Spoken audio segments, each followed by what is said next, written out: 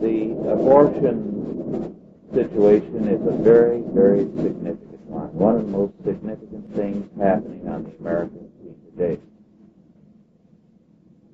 Here, the enemy knows us better than we know ourselves, because the first great victory of Christianity was in this area.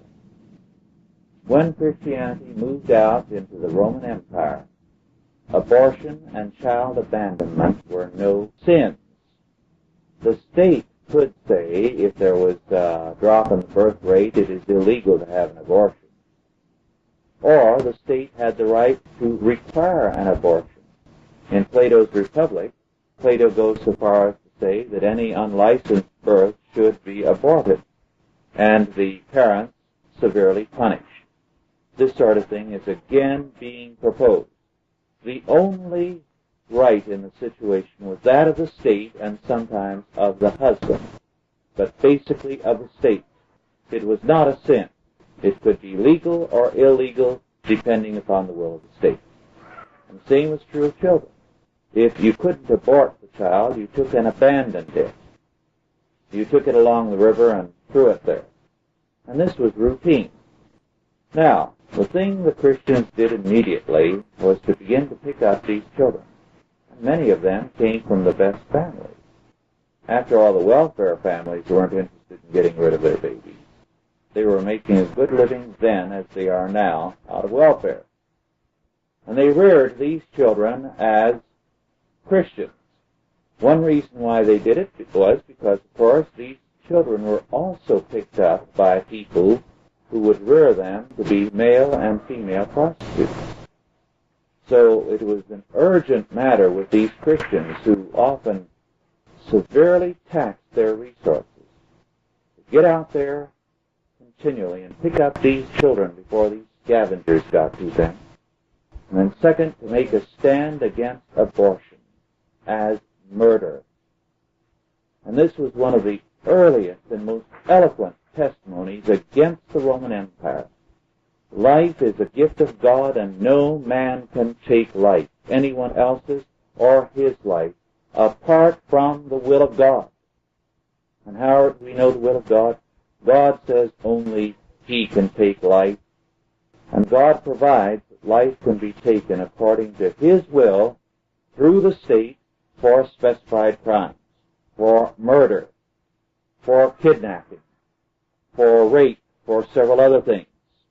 When the state takes life for these purposes, it is not the state but God. And if the state doesn't take the life, and we're not doing it now, then the state is under judgment of God. The punishment that you withhold from someone else falls on you. Now, abortion, therefore, was the first great victory of the Christian church. They hammered away at this, and they finally began to get this point through even to people who are unbelievers, that this was a thoroughly contemptible thing, that even an unbeliever should be ashamed. They made it a fixed law in all of Christendom as soon as Christians came into power. No abortion. What this means, of course, is that the Christian principle that life cannot be taken apart from the Word of God is being overthrown. And the most fearful thing in this is not that the state is trying to do it.